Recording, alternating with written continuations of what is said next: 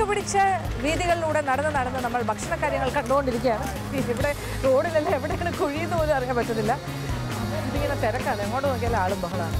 ഇതൊരു ഡാബ എന്ന് പറയാൻ വേണമെങ്കിൽ, പക്ഷേ ഇങ്ങനെ കുറേ നല്ല പക്ഷേ വൃത്തിയുള്ള കടകളാണ്. ഇൻസൈഡ് റെസ്റ്റോറൻ്റാണ്, ഇരുന്ന് കഴിക്കാം. പുറത്തിങ്ങനെ ഓപ്പൺ സ്പേസിലാണ് അവർ കുക്ക് ചെയ്യുന്ന കാണാം. അപ്പോൾ ഓപ്പണായിട്ട് കുക്ക് ചെയ്യുന്ന കാണുമ്പോൾ നമുക്ക് അതിൻ്റെ വൃത്തി ശരിക്കും ജഡ്ജ് ചെയ്യാൻ പറ്റും, ശരിക്കും അറിയാൻ പറ്റുമല്ലോ. അകത്തൊരു പക്ഷേ അകത്തൊരു അടുക്കളയിൽ ഉണ്ടാക്കുന്നതിനെക്കാട്ടി വൃത്തി ഉണ്ടാവും ഇങ്ങനെ ഓപ്പണായിട്ട് ഓപ്പൺ കിച്ചണിൽ ചെയ്യും. ഇവിടുത്തെ വിശേഷങ്ങൾ നമ്മളിപ്പോൾ ഒരു സ്പെഷ്യലായിട്ടുള്ള വെജിറ്റേറിയൻ വിഭവം കാണാൻ പോകണം. ഒരു സബ്ജിയാണ്.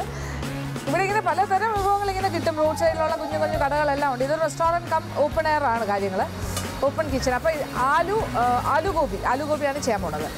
അപ്പോൾ ആദ്യം കുറച്ച് എണ്ണ ഒഴിക്കുന്നു. മസ്റ്റർഡ് ഓയിലാണ് ചെയ്യുന്നത്. അതിലേക്ക് കുറച്ച് ജീരകം, നല്ല ജീരകം, പച്ചമുളകും സവാളയും കൂടി അരിഞ്ഞത് കുറച്ച്, ഇനി ടൊമാറ്റോ ചേർക്കും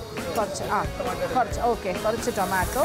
ആലുഗോപിയുടെ മേക്കിംഗ് ആണ് നമ്മൾ കണ്ടുകൊണ്ടിരിക്കുന്നത്. ഈസി ആയിട്ടാണ് കാര്യങ്ങൾ നടക്കുന്നത്. എണ്ണ ഒഴിച്ചു, ഞാൻ അതിലേക്ക് ആദ്യം ജീരകം, നല്ല ജീരകം ഇട്ടു. പിന്നെ അത് കഴിഞ്ഞിട്ട് സവാളയും പച്ചമുളകും കൂടി അരിഞ്ഞ് വെച്ചത് ഇച്ചിരി ഇട്ടു. ഇനി ഇഞ്ചി വെളുത്തുള്ളി അരച്ചത്, അതാണ് അടുത്തത്. ഇച്ചിരി മുളക് പൊടി, പിന്നെ കുറച്ച് കസൂരി മേത്തി, പൊടിക്കുന്നില്ല, ഇലയായിട്ട് തന്നെ ഇടുകയാണ്. പിന്നെ ഇച്ചിരി ഗരം മസാല. ഇത്രയും കാര്യങ്ങൾ വഴറ്റി. ഇനിയാണ് പ്രധാനപ്പെട്ട കാര്യം, അത് ആലു ഗോപിയാണ്. അപ്പോൾ ഉരുളക്കിഴങ്ങും ഗോപി എന്ന് പറഞ്ഞാൽ കോളിഫ്ലവറും കൂടി കുറച്ച് മഞ്ഞൾപ്പൊടി, ഇച്ചിരി മുളക് പൊടി, ഉപ്പ് ചേർത്ത് പ്രത്യേകം വേവിച്ച് വെച്ചിട്ടുണ്ട്. അപ്പോൾ അതും ഇതിലേക്ക് ചേർക്കണം.